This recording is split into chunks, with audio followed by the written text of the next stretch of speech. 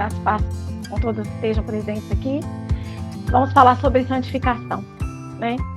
Que é premissa básica para quem aceitou Cristo e que espera chegar ao céu, ver Cristo de perto. Né? Premissa básica para que a gente vá viver no céu é buscar essa santificação. Né? O que seria santificação? Acho que para ninguém aqui é segredo. Né? Santificado não é santo, como algumas igrejas pregam, né? É ser separado. É a gente se deslocar, se desprender desse mundo e das coisas que o mundo ensina, que são, no geral, são erradas, né? Não são da vontade de Deus, e se destacar, e se prender, aliás, né? Se destacar do mundo e se prender à vontade de Deus. Então, quando a gente aceita Cristo, quando a gente se batiza, né? Quando a gente promete caminhar com Cristo, a gente precisa o tempo todo buscar essa santificação, porque naturalmente nós não estamos mais santificados, né? Nós perdemos essa semelhança de Deus. E nós precisamos buscar ser santas, ser separadas. E é pensando nisso que eu vou fazer uma leitura longa, fica no livro de Juízes, quem puder me acompanhar, Juízes, no capítulo 4, eu vou pular algumas partes, porque é uma leitura bem longa. Eu vou ler do 1 ao 3 e depois do 11 até o 24. Uma história bem conhecida, né? Envolve uma profetisa, uma mulher de Deus, que era Débora, e fala sobre um momento muito difícil que Israel estava vivendo, porque ele estava há 20 anos sofrendo nas mãos de um rei muito mau, né? Que era o rei Jabim. E Débora foi chamada para ir verificar, tentar libertar o povo, porque o povo estava sofrendo muito nas mãos desse rei. Vou ler aqui do 1 ao 3 primeiro. Os filhos de Israel tornaram a fazer o que era mal perante o Senhor, depois de falecer Eude. Entregou-os o Senhor nas mãos de Jabim, rei de Canaã, que reinava em Azor. Císera era o comandante do seu exército, o qual então habitava em Arosete-Ragoim. Clamaram os filhos de Israel ao Senhor, porquanto Jabim tinha 900 carros de ferro e por 20 anos oprimia duramente os filhos de Israel. Versículo 11. Ora, Éber, queneu, se tinha apartado dos queneus, dos filhos de Jobabe, sogro de Moisés, e havia armado as suas tendas até o carvalho de Zaanim, que está junto a Quedes. Anunciaram a Císera que Baraque, filho de Abinoão, tinha subido ao Monte Tabor. Císera convocou todos os seus carros, 900 carros de ferro, e todo o povo que estava com ele de Arosete-Ragoim para o ribeiro de Quizon. Então, disse Débora a Baraque, dispõe-te, porque este é o dia em que o Senhor entregou a Císera nas tuas mãos. Porventura o Senhor não saiu adiante de ti? Baraque, pois, desceu o monte Tabor e 10.000 homens após ele. O Senhor derrotou a Císera e todos os seus carros e a todo o seu exército a fio de espada diante de Baraque. E Císera saltou do carro e fugiu a pé. Mas Baraque perseguiu os carros e os exércitos até Harosete-Ragoim. E todo o exército de Císera caiu a fio de espada, sem escapar nem um sequer. Porém, Císera fugiu a pé para a tenda de Jael, mulher de Éber, o queneu, porquanto havia paz entre Jabim, rei de Hazor, e a casa de Éber queneu. Saindo Jael ao encontro de Císera, disse-lhe: Entra, senhor meu, entra na minha tenda, não temas. Retirou-se para a sua tenda e ela pôs sobre ele uma coberta. Então ele lhe disse: Dá-me, peço-te, de beber um pouco de água, porque eu tenho sede. Ela abriu um odre de leite e deu-lhe de beber e o cobriu. Então ele lhe disse mais: Põe-te à porta da tenda, e há de ser que, se vier alguém te perguntar, há aqui alguém? Responde: Não. Então Jael, mulher de Éber, tomou uma estaca da tenda e lançou mão de um martelo e foi-se mansamente a ele e lhe cravou a estaca na fonte, de sorte que penetrou na terra, estando ele em profundo sono e muito exausto, e assim morreu. E eis que, perseguindo Baraque, a Císera, Jael lhe saiu ao encontro e lhe disse: Vem, mostrar-te-ei o homem que procuras. Ele a seguiu, e eis que Císera jazia morto, e a estaca na fonte. Assim, Deus, naquele dia, humilhou Jabim, rei de Canaã, diante dos filhos de Israel. E cada vez mais as mãos dos filhos de Israel prevaleciam contra Jabim, rei de Canaã, até que o exterminaram. Então, era um momento muito difícil que o povo de Israel estava sofrendo, apesar de que eles fizeram por onde, né? Eles foram maus perante Deus no reinado anterior, então Deus os entregou na mão de um inimigo, entregou na mão de Canaã, e por 20 anos eles estavam ali sofrendo, né? No versículo 11, que fala desse senhor aí, esse Éber, o queneu, né? Quem eram os queneus? Os queneus eram um povo que tinha feito uma aliança com Moisés, lá na época da peregrinação do deserto, né? Moisés chamou esse povo para ir com ele, e eles resistiram, mas foram. E esse Éber, ele se apartou do povo dele, que era amigo de Israel, e se aliou aos inimigos de Israel. Então, me parece que ele tinha, sim, uma intimidade com os inimigos, com quem estava massacrando o povo de Deus, né? E eles tinham ali, podiam entrar na casa uns dos outros, porque Císera, né? Císera era o comandante, o poderoso comandante de Jabim. Quando ele fugiu lá, ele foi lutar, mas Deus deu a vitória para o povo de Israel e ele foi fugindo a pé, covarde, né? Depois que todo mundo tinha sido passado a fio de espada, ele correu e escondeu dentro da casa de Éber. Mas, ao que parece, a esposa de Éber, que é Jael, ela não era a favor do que o marido dela fazia, né? Ela não concordava, ao que subentende-se, né, pela atitude dela, ela não concordava com essa união, com essa amizade entre o próprio marido dela, o queneu, que já não era mais queneu, né, ele já não andava mais com os queneus, e o povo que massacrava Israel. Então ela chamou ele, deixou ele entrar na tenda dela, com o intuito de matá-lo, entregá-lo nas mãos de Baraque e os homens de Israel que estavam nessa luta. Bom, o que tem a ver isso com santidade? Vocês devem estar pensando, mas eu não estou conseguindo perceber o que tem a ver essa história da morte de Císera, uma morte terrível, com uma estaca enfiada na cabeça, imagina? Estaca, para quem não sabe, eram pedaços de madeira que eram feitos pontiagudos para poder serem colocados na terra para poder sustentar o tecido que fazia a tenda, né? A tenda deles era feita de três estacas e ali em cima colocava assim um tecido para poder protegê-los do frio, né? Ou da chuva, o que fosse, que eles pudessem se abrigar. E ela matou ele com uma estacada na cabeça, né? Uma morte terrível. No momento que ele achou que ele estava seguro, dentro da tenda dela, porque com certeza ele já estava acostumado a isso, a andar com o marido dela, a fazer contra o povo de Israel, junto com esse queneu. E a Jael não aceitou isso dentro da casa dela. Eu fico imaginando se essa estaca que ela usou para matar Císera, porque ele entrou, ele pediu comida, pediu água primeiro, né? Ela não deu água, ela deu leite, porque a água é uma coisa preciosa no deserto, né? Para eles lá, a água é mais preciosa do que petróleo. Deu leite para ele, quer dizer, ao invés de dar água para ele, alimentou ele com o intuito de fazê-lo dormir. E aproveitou que ele apagou ali, ele ainda mandou ela ficar tomando conta da porta, né? Fica aí na porta e toma conta. E se passar alguém e perguntar se tem alguém aqui dentro, você mente para mim. Fala, não tem ninguém aqui não. E me deixa aqui escondidinho, que eu vou descansar. E ela se aproveitou desse momento de fragilidade desse comandante e o matou. Então, Jael não aceitou inimigo dentro da casa dela.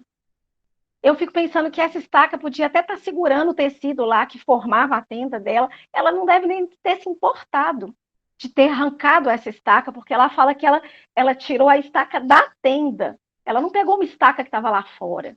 Ela pegou a estaca que estava dando suporte para a própria tenda dela e usou essa estaca para eliminar o inimigo de dentro da casa dela.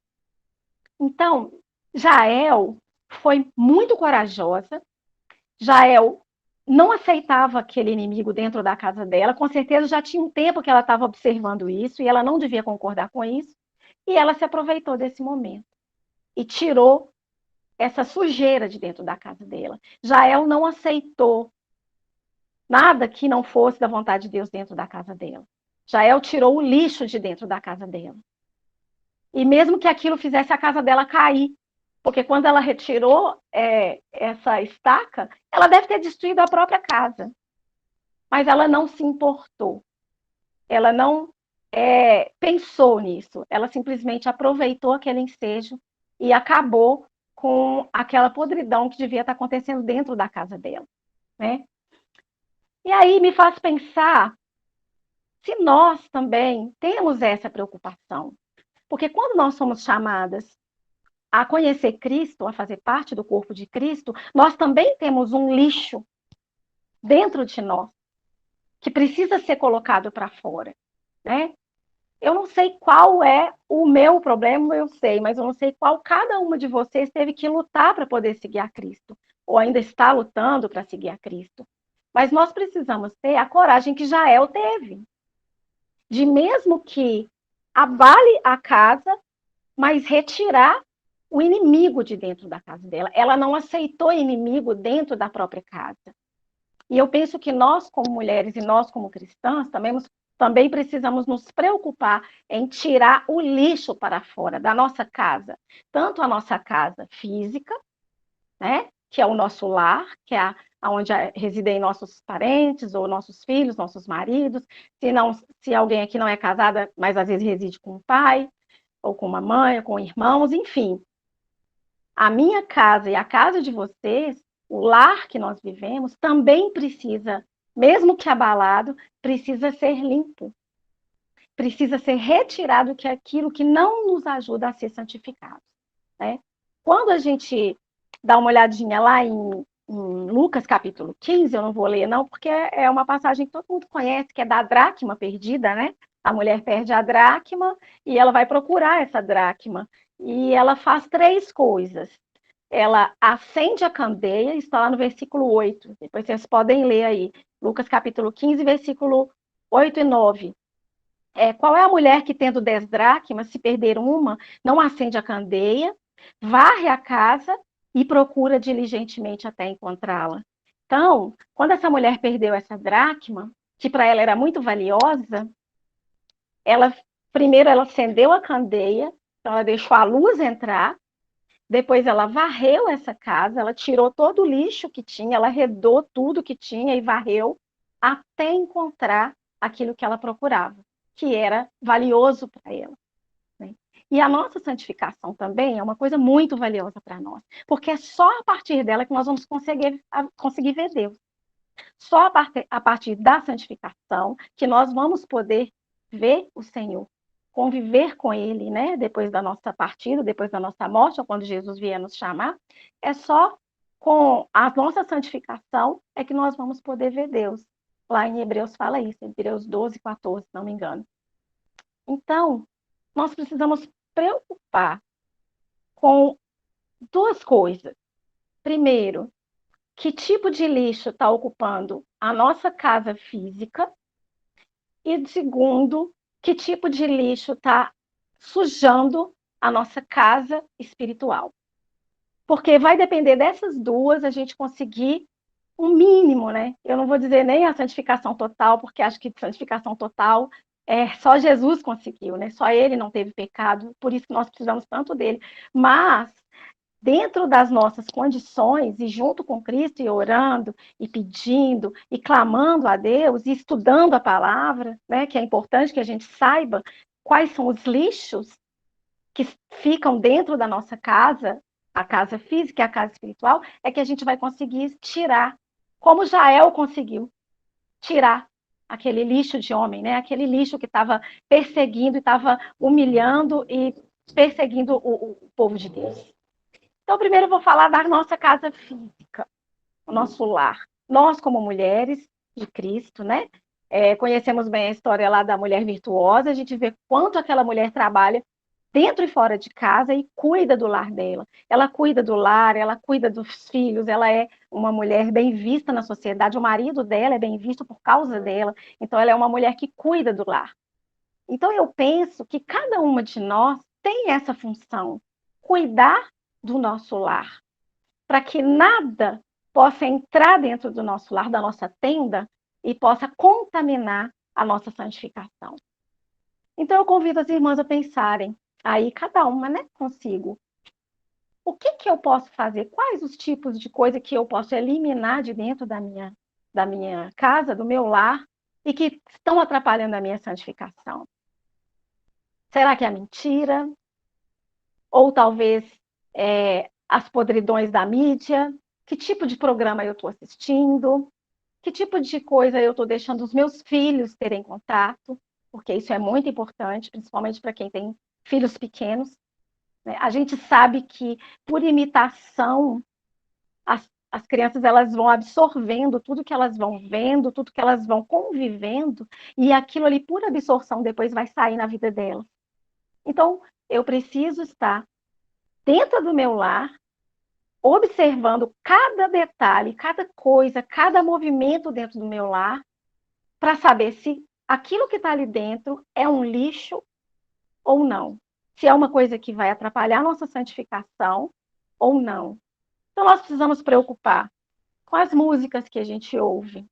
Nós precisamos preocupar com os programas de televisão que a gente assiste.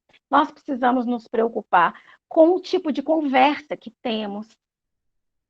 Porque quando a gente pega lá no início, né? Lá em Levítico, Deuteronômio, eu não anotei essa passagem, mas todo mundo conhece, fala que a gente deve ensinar ao deitar, os nossos filhos ao levantar, e no caminho com eles, escrever na testa o que for. Mas será que a gente está fazendo isso? Colocando Deus dentro da nossa casa, porque como aquela mulher que procurou a dracma, primeiro ela acendeu a candeia, ela deixou entrar a luz. Sem deixar a luz entrar, a gente não consegue procurar aquilo que a gente precisa, né? Procurar, no caso, procurar a nossa santificação, procurar as coisas que vão nos aproximar de Deus. E o que é essa luz? Jesus. Ele é a luz do mundo, desde o início. Né? Quando Jesus entra no ambiente, nada fica encoberto. Quando Jesus entra num local, nada fica obscuro. Luz e trevas não se misturam. Quando a luz entra, ele apaga as trevas. Né? Ele joga as trevas para fora e ele ilumina aquele ambiente. Só que ao mesmo tempo que Jesus entra e ilumina o ambiente, ele revela. Porque a segunda coisa que aconteceu lá para procurar a dracma foi isso. Para que ela deixou entrar a luz? Para iluminar e revelar. E no que deve ter revelado, um chão meio sujo, né? Porque ela precisou passar a mão na vassoura. Se tivesse tudo limpinho, só a moedinha lá no chão, ela tinha, achei a moeda. E pegava a moeda, achei minha dracma. E ia lá fazer a festa com as amigas dela, que é o que o texto coloca, a parábola coloca. Mas não, ela deixou a luz entrar, então a luz, ao mesmo tempo, clareou e revelou a sujeira. E aí ela precisou passar a mão na vassoura e, ó, vapt, vapt, vapt, e ir levando o lixo, ir juntando a sujeira, e arredando lá, talvez, a poeira, ou algumas pedaços de folha, o resto de comida, o que seja que estivesse no chão. Ela precisou limpar a casa para ela encontrar a moeda tão preciosa. Então, nós precisamos pensar que tipo de lixo a gente precisa varrer da nossa casa. Como Jael varreu aquele inimigo de dentro da casa dela, nós precisamos pensar em varrer de dentro da nossa casa tudo aquilo que nos atrapalha, né? Seja mentira, seja erotismo, e é muito comum isso, filme, novela, hoje em dia tá um horror, até desenho animado, né? Até desenho animado tá difícil assistir, porque tudo tem erotismo. E dentro desse erotismo tem coisas assim absurdas, que às vezes a gente não percebe, mas estão deixando entrar gota a gota, entrar aos pouquinhos dentro da nossa vida. Né? Eu falo que a analogia do sapo, todo mundo já deve ter ouvido a história do sapo, né? Quer matar um sapo? Como é que você mata o sapo? Você ferve uma água e joga ele dentro da água quente, ele pula. Mas se você colocar o sapo dentro da água fria e colocar no fogo bem baixinho e deixar a água aí esquentando com o sapinho lá dentro, o sapinho não percebe que a água está esquentando, não. Ele acha gostosinho no início, a água confortável, ai, quentinho, e ele vai relaxando, e ali ele vai esquecendo de onde ele está. Até que a água começa a esquentar muito, ele não consegue mais sair da panela, e aí a gente imagina. Não sei quem é que vai cozinhar o sapo, né? Ninguém cozinha sapo, porque ninguém come sapo. Mas, enfim, é uma história que a gente precisa pensar se nós não estamos sendo sapo. Porque nós estamos aceitando ficar dentro de um ambiente que para nós parece que está confortável, né? Quentinho, mas que ali, ó, a água vai esquentar e uma hora vai cozinhar todo mundo. Então, às vezes, a gente está aceitando certas coisas que nem a Bíblia fala que é para a gente aceitar, né? Então, a gente aceita a sensualidade, não se fala mais em certas questões dentro da igreja, nós não comentamos mais algumas questões com medo de ofender, com medo de magoar, com medo de afastar os irmãos, sem perceber que deixando aquelas coisinhas dentro da nossa casa, dentro da nossa igreja, aos poucos a gente se acostuma com elas, a gente normatiza elas, a gente justifica a presença dessa sujeira dentro do nosso lar, dentro da nossa igreja. Então nós precisamos apontar, deixá-los entrar, deixar Cristo clarear, né, sem medo da casa balançar, porque Jael não teve medo de tirar a estaca que estava segurando lá a tenda dela e, plá, e enfiar na cabeça de Císera. Às vezes a casa vai balançar mesmo, mas a gente precisa, às vezes, desse sacudidão, né, dessa sacudidela, para poder ver aonde está esse lixo, aonde está essa sujeira, varrer essa casa, para que nós possamos nos santificar. Então, as mentiras, as desobediências, a fofoca, os maus hábitos, as iras. Olha, vou deixar uma passagem que todo mundo depois vai ler, o livro de Efésios, capítulo 4. Leiam ele todo, porque ele fala especificamente de santificação. Ele coloca da importância do cristão se santificar e os lixos, né? Quais as sujeiras que a gente precisa varrer da nossa vida para poder a gente se santificar. Então, ele fala de ira, ele fala de discórdia, ele fala de gritaria, ele fala de várias coisas. Depois as irmãs vão ler, a gente está com o tempo bem apertado, né? Mas eu tenho certeza que cada uma depois vai fazer essa leitura e vai pensar o que disso aqui, o que eu preciso varrer, o que eu preciso tirar para minha vida para eu me santificar.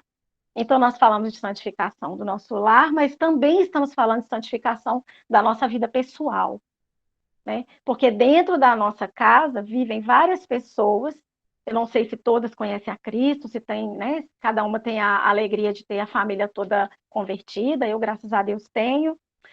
Mas se não tem, mais responsabilidade ainda há. Porque talvez aquela pessoa que está dentro do seu lar que não conhece a Deus, que não ainda se converteu, com a observação da sua santificação e da minha santificação, é que ela vai notar que Cristo é o diferencial. Cristo precisa fazer diferença. Eu falo que o cristão que ninguém sabe que ele é cristão, ele precisa pensar. Alguma coisa está errada, as pessoas precisam perceber. E como é que elas vão perceber? Porque na minha casa não entra inimigo. Na minha casa eu não aceito certas conversas, na minha casa eu não aceito certas piadas, porque na minha vida eu não aceito certas atitudes. Porque os meus filhos eu crio dentro da disciplina do Senhor, né?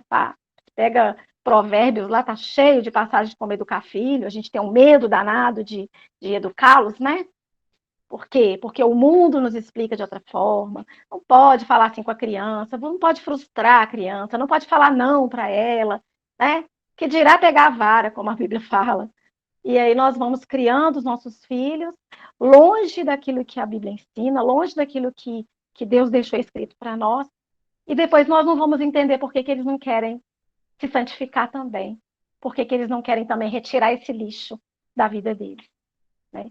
Então, nós precisamos colocar o lixo para fora, nós precisamos não nos adaptar. Romanos capítulo 12, versículo 2 também fala isso, passagem super conhecida, não vos conformeis com esse século, quer dizer, conformar, entrar na forma, aceitar esse século, mas transformar-os pela renovação da mente, porque tudo começa aqui, vendo e pensando e deixando. E aí as coisas vão sujando a nossa casa física, vão sujando a nossa casa espiritual. E quando a gente se dá conta, Jesus às portas, será que vai dar tempo de limpar essa casa? Será que vai dar tempo de acender a candeia, como a mulher lá, e varrer a casa e colocar o lixo para fora para achar a dracma? Então, é isso que a gente precisa pensar, principalmente para esse ano que se inicia. A gente sabe que as datas são marcadas por homens, né? Na verdade, o tempo não para, mas a gente é importante para o homem. Eu estava lendo outro dia um psicólogo falando que é importante para o homem abrir e fechar ciclos. Então, o terminar um ano e começar outro ano é importante, parece que dá uma marca para a gente, né? Então, é uma necessidade para ontem, irmã. É isso que eu estou colocando na minha vida e na sua vida. É para ontem. Mas se não foi ontem, que nós possamos pensar a partir de hoje ou para o próximo ano. O que é que nós vamos fazer para tirar esse inimigo de dentro da nossa casa? Para pegar essa estaca e bater no inimigo, para pegar essa vassoura e varrer todo o lixo para fora, para que nós possamos encontrar a sabedoria de Cristo, a pureza de Cristo, o viver de Cristo na nossa vida. Porque isso é premissa básica, como eu disse no início, para que a gente possa chegar ao céu. Lá no livro de Juízes, né, depois que conta essa história, vem um cântico. E nesse cântico, Débora, ela conta o que aconteceu, né? Depois vocês podem ler como é que Sísera foi vencido. Eu fiquei muito curiosa de saber. O homem tinha aquele monte de carro de ferro e, coitadinho, o povo de Israel não tinha nada, né? Só sabia andar a pé, devia ter só algumas espadas, porque eles mataram todos a fio de espada, eles tinham espadas, mas não tinham mais nada. Como é que eles conseguiram vencer? Mas lá no cântico de Débora explica que Deus fez o rio Quizon transbordar, né? Versículo 21, transbordou e levou aquele monte de carro. Então eu fiquei imaginando, a gente vê muito na televisão nessa época de chuva, né? A pessoa está lá brincando lá na beira do rio, o rio está fraquinho, de repente vem uma cabeça d'água, vem e leva tudo que vê pela frente. Eu fiquei imaginando, deve ter sido dessa forma. E lá no versículo 24, ela faz uma declaração para Jael. Ela coloca assim: bendita seja sobre as mulheres Jael, mulher de Éber o queneu. Bendita seja sobre as mulheres que vivem em tendas. Água pediu ele, leite deu ela. Em taça de príncipes lhe ofereceu nata.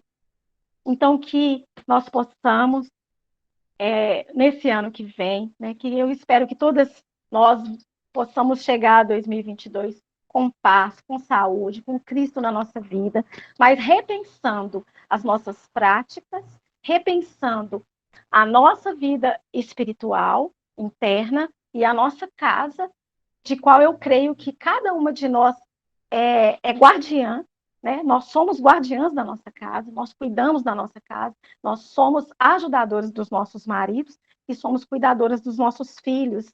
Então, que nós possamos entrar o próximo ano com muita paz, com muita saúde, com muita força, porque não é fácil, mas que nós tenhamos a coragem de Jael, de pegar essa estaca, de cravar nesse inimigo que atrapalha cada uma de nós, de nos santificarmos para a gente conseguir chegar ao céu. Amém, irmãos? É a mensagem que eu queria deixar para mim e para o coração de cada uma de vocês. Amém.